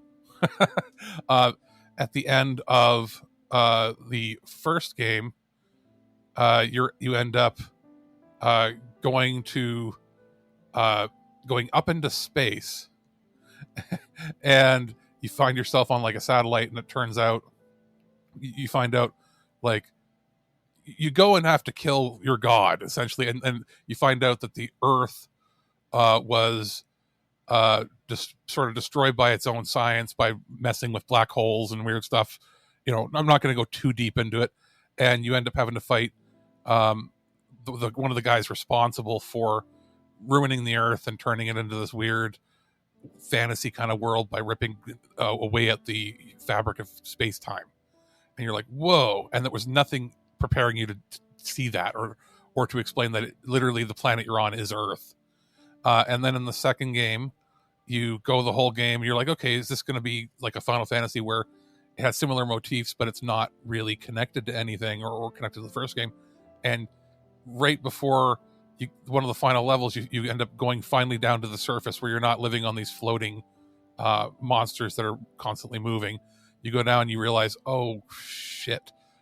You go down and it's just literally the ruins of the previous planet, and it's just ruined cities of Earth. And you climb up to a tower, go up and you're like, oh man, is it a parallel of the first game where you're going to kill God? And you find God essentially, and he's hooked up to this giant machine. He's not malevolent at all and evil. He's actually a good guy. And you realize it's the same guy from the first game. What happened was he split the world in two. And it literally ripped the world in two. That was some of the weird metaphysical stuff that happened. And when it happened, he became two entities. All of his bad or aggressive or ambitious ego and personality traits ended up in the character from the first game, and all of the parts of him that were good and benevolent and not benevolent. Sounds, he's not really a god. They think of him as that. He's like, all the parts of him that made him a good person are in the second world, and he's been desperately trying his best to keep the world afloat and find a way to save everybody. But you go to fight, the boss of the game in the second game, and you actually start hearing in the background, if you have headphones on or if you have good speakers, you hear story beats and like part of the fight that Shulk is having in the first game. So they're happening in parallel. And what happens is, in the first game, you kill the bad guy, you kill God, and because it was part of another person, it ends up killing inadvertently the god of your game in the second game. So it ends up killing the good guy, keeping things together, so that destabilizes whatever's happened between the two universes and realities. Now, they use the word world a lot in these games, but it's not world, it's really the universe. The universe is been ripped apart into multiple realities. It's not just the singular world. It's not like some bubble around the world that split it in two. It's literally two entire realities and universes. And that's something that I feel they didn't do a great job in this third game of explaining. They talk about the world, and what is the basic plot point of this third game is it is the two worlds from the first two games. That's not really explained until later on, but it's obvious if you've played before. Now, if you've never played any of the games before, you can jump into this and get a full experience where you don't feel like you're missing much. They did a pretty good job of skirting that line. But for those of you that have played the first two games, it was kind of jarring that they weren't addressing what was going on until fairly far in, and it's not even super metaphysical. It's everything here is handled in the third game as a pure fantasy. Yeah, there's science. Yeah, they have some technology and all this, but it's very much more like a traditional fantasy, Final Fantasy kind of game. It's not really a lot of there's not really any of the hard science. There's not really any explanations as to what's happening. There's I'll say this without spoiling anything. There isn't enough of the hard science to tie it together as I would have liked. But that's just a me thing. I thought it was really well put together. The game is really well done. Now, as far as any performance issues of the game, it runs quite well. I know that the game is targeting 30 FPS because I've seen that, and you can feel it. It seems to run mostly smooth. I'm running it on my Switch from a pretty fast micro SD card. It runs well. It streams in data as it plays. It's a lot smoother, and it's a lot better performant than the second game was, for sure. Quite well, considering how expansive and large this game is. The battle system has been refined. You end up it's an auto battle system where it'll start auto battling for you in that your characters will auto attack when you move towards an enemy, and then you can jump between characters if you want and select cooldown attacks. That's a little bit like a hybrid MMO style. There is a mode that you can turn on for auto battling all the lower battles where it will pick the best outcome to let you win the fastest. In most situations, that can help you cut down on some of the grinding you need to do if you get stuck in an area and you want to level up faster.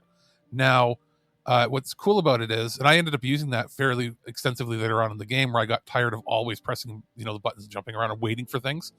It will turn off automatically when you fight a boss, so you have to manually control that battle, and if you fight a named enemy, one of the unique enemies around the world, which are the challenge enemies. And that's perfect, because it means that, I would suggest learning the mechanics and doing it for the first maybe 10 hours of the game. And then if you feel like, just turn on auto battle. There's difficulty settings that are pretty well put together. I'll say this. I did hit, in my playthrough, I hit level 99, level cap max for the end of the game. And that's from me grinding and running around everywhere. I did about a 95% playthrough. There's a few little side missions I didn't do. I did everything story related. And I got about 81 hours. Now, you could if you put it on a higher difficulty, you'll probably get more time out of that. Or if you want to grind up and get every little side quest done and do some of the challenges for challenge bosses, once you beat some of the harder enemies of the game, you can re-challenge them at higher difficulties. And it's really well balanced. It's better balanced than the first ones. I'll say this: if you explore pretty much anywhere beyond where you could where you should be for your level, you will die, but you can also level up. Dying doesn't mean game over. Dying means sending you back to the last place that you had an autosave from in the landmark area. That also means you get to keep any experience you gained while you were fighting. So if you die in the middle of a fight with like 3 or 4 people, but you kill 2 of them first, you still get that experience. And you don't lose anything. You don't lose anything at all for losing the battle. So there's no penalty. So it encourages play without being frustrated. Now, my final thoughts here are: it is one of the best JRPGs in the last 5 years, maybe even closer to 10. It's one of the best games I've played in a very long time in this style. It's something that I would have loved to see on more powerful hardware. Yeah, I would have loved to see this run at 60 FPS at, 1080p or 4K rather than using its own upscaling from 720p. But that's just a limitation of the Switch currently. I fully expect that whenever we get new Switch hardware, whenever the next version of generation of Nintendo hardware comes out, if it's backwards compatible, we'll see games like this probably pop up with patches to make it run even faster. That being said, very fun experience, well worth the price. I'd love to see what Monolith does next, because they tend to do 2 or 3 games in a series. If they do more, maybe a remaster of Cross or X or whatever it's called, or do we get another game in a new direction? Do we get another sci-fi game? I think the battle system is really good, but I'd like to see them tackle a traditional turn-based system again. Maybe even a smaller project, or I don't know. I'm just very, very enthralled with it. And I think that even if you're new to JRPGs, this is a contender for Game of the Year. Not just RPG of the Year. This should be a contender for Game of the Year, and we'll see how it ends up faring in the next few months. Go crazy? Don't mind if I do! Human sacrifice, dogs and cats living together, mass hysteria. Welcome back to ThisWeekInGeek.net. I'm your host, Mike the Birdman. He's Ken Reels. Well, let's talk about the strange, the unusual, the things that just make you go, huh? Right here on planet Earth. Our first story comes to us from ComingSoon.net. A live-action Pac-Man movie is in the works. 2022 has had 2 Pac-Man game reveals and now 1 movie announcement. According to a new report, a live-action Pac-Man film is in the works. No release window was given. The Hollywood Reporter announced the movie was coming from Bandai Namco, the game's publisher, and Wayfarer Studios, which produced Disney's Clouds. It will be an original idea from Lightbeam Entertainment's Chuck Williams, who was the producer on 2020's Sonic the Hedgehog. Wayfarer Studios' Justin Baldori, Manu Gargi, Andrew Karloff are set to produce, along with Lightbeams Williams and Tim Kwok. Pac-Man has shown up in live-action films before, since 2015's critically maligned Pixels, which, you know what? I kind of like. Call me the devil. Pixels has good moments. It also is an Adam Sandler comedy, so you know exactly what you're getting. Yeah, like I don't see how a Pac-Man movie could work, but then again, Sonic the Hedgehog turned out pretty cool, so what do I know, right? I'm not in Hollywood for a very specific reason.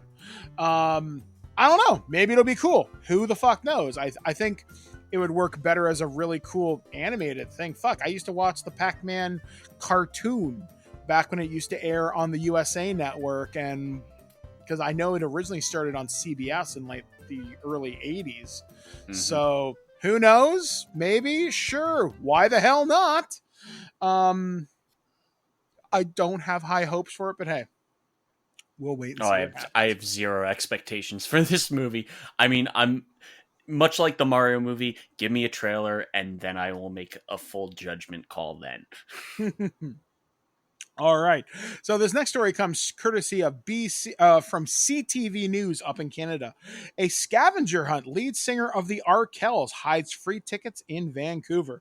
Fans of the Arkells can score free tickets to the Canadian rock band's upcoming concert in downtown Vancouver, but they won't last long. 5 tickets to the Arkells' October 25th show at Rogers Arena were hidden across the city by frontman Max Kerman, who announced the scavenger hunt on Instagram Monday.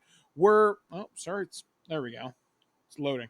We're in town today, so let's have a little bit of a scavenger hunt, Kerman said. The tickets were left at a variety of locations, from the Vancouver Public Library's main branch to a Megabyte Pizza on Granville Street. Another was taped underneath a table at Kingsgate Mall, although a disappointed fan claimed it was already been found minutes after the video was posted. Pop on over to Vancouver Islet and drop some here, another fan wrote, and I'm looking at it. I see a guy, I guess this is Max. Yep, I see Max here holding the tickets, and that's kind of a neat way to do a bit of viral marketing, though I would hide more than 5 tickets. I would hide like 20 and put them around major landmarks. I would probably, I'm trying to think where else I would hide something. I wouldn't hide it on public transit because that's just, you're asking for trouble. Yeah. But Vancouver's a very easy city to get around. When I visited my real mom out there back in 1998, I want to say, I took the SkyTrain around the city, and it was really easy to get everywhere. Like, it was easy to get down to Stanley Park. It was easy to get around to the malls down there. It was cool. I mean, I think this is neat. And I hope more bands take this approach to do something neat. I mean, if you told me Metallica hid like 50 tickets that had like VIP access, and they would do something for Stranger Things fans, and they would do it in like a small town on a certain day, maybe like the Hawkins filming location, you could drive up tourism for something like this. So with the right kind of brand synergy, I think you could do something really kind of fun here. And the Arkells, if you're Canadian, they're fine. They're a good band, I guess. They definitely fill CanCon. So party on, I guess, and hopefully somebody goes out there and finds these things. Now, this story, I can't remember who sent this to me. I want to say it was either you, Ken, or a friend of mine. Someone else, because definitely ain't me. Yeah, I think this may have been my friend Liam. He sent this to me on, text message. Steven Seagal appears in Ukraine serving as a Russian spokesperson. Early reports from the Russian invasion of Ukraine suggested that President Vladimir Putin's military had deployed, of all people, actor Steven Seagal alongside its troops. And while the outlandish information released at the time turned out to be false, a Russian outlet did publish a video Tuesday that showed the former action star standing among the wreckage of eastern Ukraine's Okanliva prison, where a recent attack left dozens of Ukrainian POWs dead. Russia and Ukraine are each casting blame for the prison's destruction. Meanwhile, with Moscow alleging that Ukrainian forces used U.S.-made ordnance, a high-mobility artillery rocket system, or HIMARS, to bring the building down, according to the Washington Post. In a video posted to Russian news site TV Vezdia, Segal, who is identified as a special representative of the Ministry of Foreign Affairs of the Russian Federation for the humanitarian relations between Russia and the U.S., appears to serve as a spokesperson against Ukraine's use of HIMARS. It definitely looks like a rocket, Segal is reported to have said. If you look at the burning and the other details, of course, it's not a bomb. Not to mention the fact that Russia has a lot of artifacts from HIMARS. This is where HIMARS hit. 50 people were killed and another 70 were injured. According to the Russian site, Segal added a conspiracy angle by suggesting that HIMARS was used by Ukrainian troops because the country's President Volodymyr Zelensky wanted to silence a Nazi being held at the prison. The interesting thing here is that one of the Nazis killed is a Nazi who just started talking a lot about Zelensky, Segal added, and Zelensky is responsible for the orders about torture and other atrocities that violate not only the Geneva War Convention, but also crimes against humanity. The Post, however, indicated that the images from the Olivenka prison are not consistent with HIMARS. The experts could not definitively say what caused the damage, but they pointed to a lack of shrapnel marks and craters and only minimal damage to internal walls in the available visuals of the aftermath, the Post reported.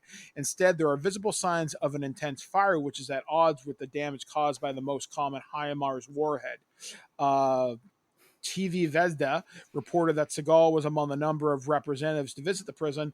Media representatives from France, Italy, Germany, Serbia, Nicaragua, North Korea got acquainted with the evidence that the strike was carried out by Ukrainian militants and from HIMARS, and also saw with their own eyes all the destruction at the site of the barbaric shelling, the news site reported. Open source intelligence report analyst Oliver Alexander weighed in on the veracity of the Segal footage and indicated its authenticity. Imagery of the prison from the BBC appears to match elements of Segal's surroundings as he gave his statement. The same imagery was also matched with a scene in which the action star positioned on a bench with blast artifacts, footage taken 2 weeks after the area was originally photographed, Alexander suggested on Twitter. That's not how I would expect this smoking gun evidence to be handled if Russia, one, I believed was actually evidence, and two, had any intention of letting you and investigators to the site, Alexander told the Military Times. Odessa Journal also verified the visit. Segal is known for his pro-Russian stature. In particular, he showed strong support for Putin's plan regarding the annexation of Crimea in 2016. The actor was given Russian citizenship. Steven Seagal is a weird fucking guy. Steven Seagal is also someone that frankly defected to Russia. Period. He's a fucking traitor. And I still haven't seen Under Siege. It's so weird. There was a video that I saw of Seagal, and he was hanging out with Putin, and for some reason he's shirtless, and he bites this comically large carrot like fucking Bugs Bunny. It's if you type in Steven Seagal carrot on YouTube, you'll see exactly what I'm talking about. It's so strange that you're trying to get support in the West on Steven Seagal, of all people in the entire world. Everybody knows this guy is a joke. It's so fucking weird. And I fell down a rabbit hole last night on Wikipedia. You know who else is supposedly a big supporter of Vladimir Putin? Fucking Kelsey Grammer. So Fraser Crane and Steven Seagal are buddies. In some bizarro world, there's a buddy comedy cop movie where Kelsey Grammer teams up with Steven Seagal. 2022 is a fucking vibe, man. Yeah, definitely is. It's just, I don't know why you would whatever. Now, this next story comes courtesy of the BBC, and how do you not see this coming? Domino's fast food giant pulls out of Italy, the home of pizza. Domino's Pizza's last stores in Italy have been closed after the firm that operated its outlets in the country filed for bankruptcy, reports say. Franchise holder ePizza Spa was hit by the pandemic, according to Bloomberg, which first reported the story. Domino's had struggled to win customers in the birthplace of pizza since launching there in 2015. News of the fast food giant's exit from the country was celebrated by some social media users. ePizza Spa first filed for bankruptcy in early April after it was impacted by the coronavirus restrictions. The COVID-19 pandemic and subsequent prolonged restrictions from a financial standpoint of view have seriously damaged ePizza, the company said. The company said it had faced increasing competition as traditional restaurants started using delivery apps. As part of the bankruptcy process, the firm was granted protection from its creditors for 90 days. However, that protection came to an end last month. The Italian firm had already been scaling back the business from its peak in 2020, while delivery stopped from the end of July. As of 2020, the company managed directly 23 outlets in Italy, and another 6 stores were run through sub-franchising, according to bankruptcy documents. In comparison, the UK and Ireland has more than 1,200 stores, making it the biggest Domino's market in Europe. The largest pizza chain has more than 18,300 stores in over 90 international markets globally, most of which are run by franchisees. When it entered Italy 7 years ago, Domino aimed to stand out from the country's traditional pizza makers with a comprehensive home delivery service and a distinctive menu including U.S.-style toppings like pineapple. However, it faced increasing stiff competition during the pandemic as local restaurants signed up for food delivery platforms like Deliveroo and Just Eat. News that Domino's was leaving the home of pizza was cheered by some social media users. I've always wondered how Domino's could survive in New Jersey, let alone Italy, journalist Dave Jameson tweeted. Another Twitter users, Alicia Smith, remarked that the opening of Domino's in Italy is like trying to sell snow in the North Pole. Domino's Pizza and ePizza Spa did not immediately respond to the BBC for comment. Yeah, it's like going to Mexico and opening up a Taco Bell or a Panda Express in Shanghai. I wonder how that's going to go for you. Not good. Although I was watching another video on this and they brought up an interesting point. Do you think Domino's was in Italy for tourists? So Yes. when, say, Ma and Pa from Kansas visit Italy for a week, they're like, oh, we know what we're getting. It's a Yes, pizza. 100%. Yeah, 100%. And it's so strange that people still find pineapple on pizza weird. I will defend this to the end of my life. I love pineapple on pizza. Whatever. Like, yeah, whatever. Although, like, I've had a couple of traditional Italian pizzas. My most famous pizza I've ever had, I was at the MGM Grand when I won that competition from NOS energy drink, and I had pizzas by Wolfgang Puck.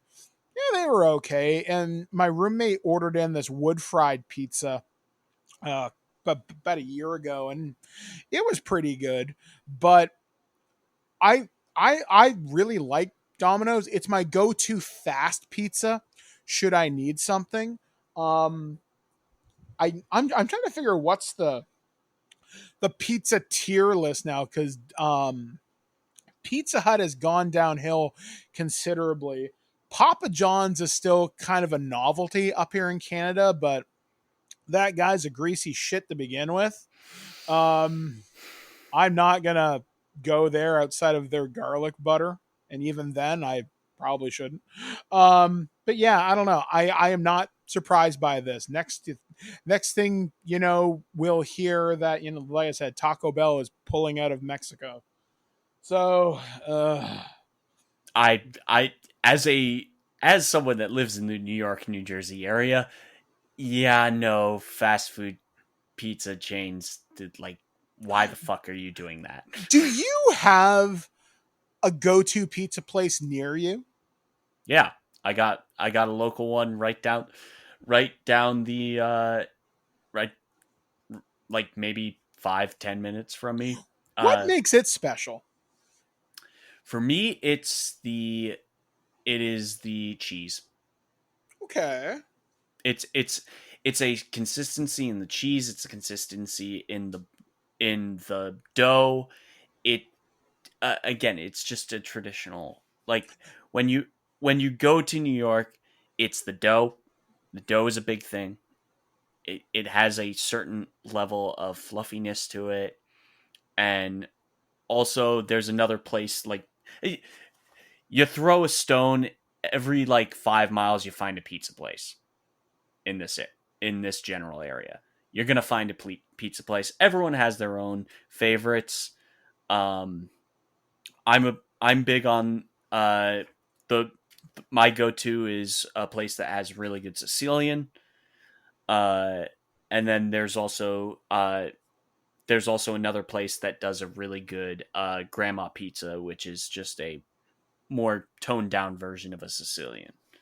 There was a place, or actually, this is going to sound weird and somewhat blasphemous, but there used to be a frozen pizza in Canada. It was marketed under McCain's International, and it was a Sicilian pizza. And I'm not even kidding when I say this. It was one of the best pizzas I've ever had in my life because it was thin. It had this cheese. It had just the right spices on it. It was so good. And the best weird pizza I've ever had, it was a Chicago style pizza. It was basically what I would call pizza casserole. Yeah, that's what a Chicago pizza is. And I was in Calgary with a girlfriend, and I'd never seen pizza made like this before. It had like really weird toppings like shrimp and other thing. Yeah. And I'm thinking, I want to try that because that sounds weird and fucked up. And it was so huge. I think we ate that pizza for like 4 days before like, okay, we're going to get sick if we keep eating this. But it was so strange, and just regional pizzas are a thing. Although the lamest pizza I ever had, but I love the idea, is I was visiting Steve Phillips from Geekcast Radio. I was visiting my friend Jen, and we stopped at a CC's Pizza. God. And yeah, it was like cardboard with cheese, but the fact that you could make your own was so interesting. It was such a novel idea because we don't have that shit in Canada. There's a better chain out there that I think they're mostly in my area, which is Blaze, and they're much. I believe they're owned by the same company that owns Chipotle. Oh, so it's a very similar style to it, only with pizza. And yeah, no, that's a great quick get in, get out kind of place to get a decent pizza. Well, Ken, if we ever find the opportunity to meet up, you'll have to take me to one of your pizza places. I'm very curious to try authentic, real pizza made by real Italians, or at least people from New Jersey. All right, so our final story this week comes courtesy of KPTV or Fox 12 in Oregon. 200-year-old tree explodes in Portland due to heat wave. During the 7-day heat wave in Portland, a huge branch in an oak tree broke and fell in Eastmore, in the Eastmore neighborhood, taking down power lines with it. It looks like the heat may have caused the tree to explode. The tree, estimated to be more than 200 years old, looked perfectly healthy, but 7 days of temperatures at 95 degrees or above may have caused the branch falling. The branch was estimated to weigh roughly 30,000 pounds. No one was hurt and property damage was minimal, but it was a healthy and regularly maintained tree. Like the rest of us, an old oak had just gone through a heat wave where the highs had hit the mid-90s, the triple digits for 7 days in a row, the longest heat wave on record in the Portland area. That kind of heat is not healthy for people, and it's also not healthy for even our oldest and most resilient trees. Arborist Michael Joliffe told Fox 12 how intense intense heat can cause a tree to explode. The heat tends to cause thermal changes inside the tree's wood tissues and also build up gases inside the tree. He said that can be explosive and sudden. Joltif said these explosives happen in big old trees, especially oaks, the kind we love for the shade they bring in the summer's heat. He said the weight of the tree is also a factor. We've seen it, in a sense, explode because under that amount of weight, you hear it. It's very dynamic, he said. The aftermath looks like an explosion, too, so this tree spontaneously pulled itself apart. In Powell Park last week, another huge branch came down. Joliffe said there was some rot there, but he also thinks heat and the massive tree's weight also played a part. A warming climate could also see more explosions in trees. We're going to continue to see it because the way the heat is trending. There aren't any real precursors or warning, and that's the problem. No tree is perfectly safe. Joliffe said sometimes they can brace a tree's possible failure points, but that is not foolproof. The heritage tree survived more than 200 years in a slew of ice storms, but Portland's heat may have been too much for one of Eastmoreland's favorite old oaks. The tree will now have to be completely removed. That's something I never thought I'd read in 2022. Exploding fucking trees! If it's not killer bees, it's the wasps, and now it's the coronavirus. Now you got the trees are trying to murder you. I mean, like, the entirety of North America was under massive heat. It was outrageous. Yeah, like up here in Ontario, the air temperature, to speak in Celsius, was about 35 to 40. Yep. At times. With the humidity, it felt like the mid 40s. Blair wouldn't let me go outside past like 9 a.m. She's like, If we're going for a walk, we're going at 7 a.m. before the heat really kicks in. But even the air was so oppressively hot and sticky. And she's got asthma, so she couldn't walk very far during it, which sucks because we normally get out for a really good walk during the day. But it was brutal, just some of the heat that we had. Thankfully, it broke. It's actually been really gorgeous the last couple of days. It's been great. Try working in a warehouse for that frankly has very little chance of getting ventilated out. It was absolute hell. We need to get you an office job, buddy. It's not the end of the world. Just drink lots and lots of water. Well, thank you for keeping the packages moving. We definitely appreciate it. So, all right, folks, that's going to do it for this edition of the weird news here on ThisWeekInGeek.net. And we're going to take one final listen to Alex's dulcet tones here on the show. And when we come back, what's going to be coming up on the site this week and beyond? We'll be back, guys, right after this. It's time for a little different review here. Now, it's been a while since we've talked about something from Inside Editions, but they contacted us and said, hey, you guys are pretty big gaming and RPG fans. Would you like to check out an Elder Scrolls 5 Skyrim tarot deck? And I said, yes, please. That would be interesting. Funny enough, Birdman is the bigger Elder Scrolls fan, but I do love the artwork in it. And I went, ooh. And I also like tarot cards and just the idea behind having that, traditionally, it's like medieval looking cards, but with done up art from the game itself. So each card has art inspired and looking like characters and NPCs and art from the game, almost like a stained glass watercolor painting design on each card, which is pretty sweet. It also includes like a little instruction booklet on how to run it. Now, obviously, there's tutorials and lessons you can take to learn how to properly use tarot. That being said, it does come with a little instruction booklet, like I said, in the box. The box is of premium quality. The cards are of quite premium quality as well. This isn't just some little cheap tacked on cash grab type thing. They actually put a lot of time and effort, you can see, into creating them. I've taken it actually to check out with my mother because my mom is a big tarot fan. She has a few different decks. And I said, hey, what do you think of this? because there's not, nothing better than having somebody who actually uses and has used the decks like that before. And she said, "Oh, these are actually quite good quality," and she thought the artwork was pleasing. And I went, "That's pretty much all I wanted to hear." I could see people breaking these out at parties and checking them out. It's kind of neat. I think you could probably collect it too. They've got other tarot card decks and that are licensed from different franchises, and it would be kind of neat to check them out maybe in the future.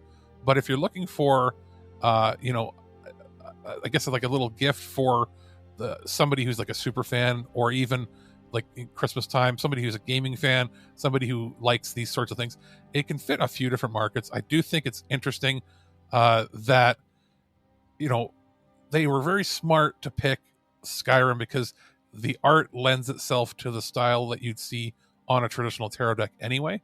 It's got a retail MSRP of about $28 US, 36 Canadian-ish or so. You're probably going to spend around that, maybe a little less if you see something on Amazon or you see it cheaper somewhere else. But it's overall a pretty good price, I think. It's not an overpriced item. And I think it's pretty neat. Like, each card has really, really cool art on it. And just, I could see somebody making a themed party where you're all dressed up, you're playing games, and you pull this out. You could even use something like this as inspiration when you're playing like a Dungeons and Dragons game with your friends, and just have these cards out and use them as a deck of many things or something like that. There's plenty of cool things you could do with it, even outside of just the traditional tarot readings. Oh, yes! Yes, the kindly stranger can certainly... Hello, everyone. Welcome back to ThisWeekInGeek.net. I've been your host, Mike the Birdman. He's been Ken Reels. Thank you, Ken, for joining me here on the show. I always look forward to August when I get a chance to work with different people and just kind of grow as friends, grow as coworkers, and always get a different response to some of the normal stuff that we cover here on the show. So once again, man, thank you so much. Thank you again for having me. Yeah, so coming up on the site, hopefully soon, Ken and I recorded, before the show, we recorded a loose cannon on 90s kids movies. We were talking about child stars Michael Oliver and Macaulay Culkin, and kind of the weird thread that kind of connects the Problem Child movies and the Page Master. I was talking with JT from Saskatoon, and we recorded a TWIG Sunday Funnies, which is a giant supersized issue where we kind of plot about 5 to 7 years, maybe a bit longer, of the DCEU if we were in charge and had the benefit of foresight and trying to steal a little bit of Marvel's thunder, but also create a more comprehensive DC expanded universe to create something to compete with Marvel, as opposed to just having one-offs here and there. Me and JT are going to be recording a loose cannon tomorrow, it's proposed, and we're going to be talking about the first 3 Hellraiser movies, as all these movies came out during the summer, and that is a franchise I've always really wanted to kind of talk about, because I think Pinhead's a fantastic villain. I haven't read the original Hellbound Heart or the novella that it was based on. I think I've had a couple of the comics, but I don't have them anymore. So we're going to be talking about the first 3 movies, having a little bit of fun with that. And I am working on doing something with Aaron, and we're going to be doing a Future Imperfect, I think, on apocalyptic sci-fi. And there was one movie that he recommended to me. I think the movie's called Threads, and it's a Russian war movie. And he says it's the type of movie you're going to want to have a conversation with somebody after you watch it. It's supposed to be that disturbing and fucked up. So I'm in for a lovely, delightful, I'm sure heartwarming edition of Future Imperfect with Aaron. Other than that, we will be back next week doing the show as we most often always are. I'm still posting daily, or at least almost every single day, on Instagram and on TikTok. That's been a lot of fun. I've been doing a lot of advocacy on there and just sharing some of my thoughts. So, hey, give me a follow. That'd be fantastic. Ken, what do you got coming up this week? So we've got the My Hero Academia rewatch series that is going over on this anime podcast's feed. Thisanimepodcast.com is where you can find the episode posts and links to all the various services that you can get that on. And at the end of September, we should have an episode talking about the not only the previous anime season but the upcoming anime season, and then in October our main show returns. I have no idea what I'm doing for that episode, but again, I've got multiple weeks to watch and think about what I'm doing for that. The My Hero Academia rewatch will be running all the way up to the first Saturday in October. And that is when the season 6 premiere of My Hero Academia starts. So we are covering not only the series, but all of the movies, all 3 of them. I am in the process of probably going to be recording the movie and the first half of season 3 at some point early this week. And then also the third movie is going to be dropping in a physical form on release at a week from Tuesday. So I will have that ready to go when I get to that point in the rewatch. And yeah, of course, I have the horror podcast Last School on the Left. And we have recorded some stuff ahead of time. We have currently the newest episode we have is a little film that my co-host Vosh proposed called Gaia, which is a spooky woods movie that wasn't very good in my opinion. You know what? I should come on that show with you at some point. I got some horror movies that you may want to check out. I love horror. Yeah, we're right now. Vosh has kind of banned me from picking weird stuff because frankly, I've done some weird stuff in terms of picking. Like I picked Overlord, Don't Look Now. I picked Titan, which is a really fucked up French horror film from last year. So we're just going to stick with some classics probably till the end of the year. There is something I kind of did this when the movie came out. There's a documentary, and we've interviewed the director David Weiner a couple times. I started looking for the movies he talks about in Search of Darkness parts 1 and 2. And I've seen some real gems in there, like some real amazing things. So that maybe we'll talk about some of that. Maybe when we start doing our October loose cannons, we'll start. I know we're doing John Carpenter as our big focus this year. And I know me and Alex recorded with James Rolfe last week when we did our look at Stephen King.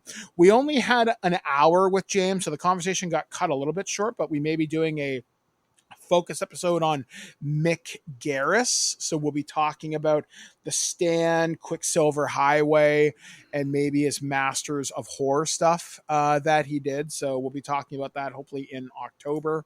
I know me and Ken were talking about doing something maybe for Dragon Ball Super as like a special because Dragon Ball Superhero comes out in theaters this week. I bought my tickets for Thursday. Ken's going on Friday.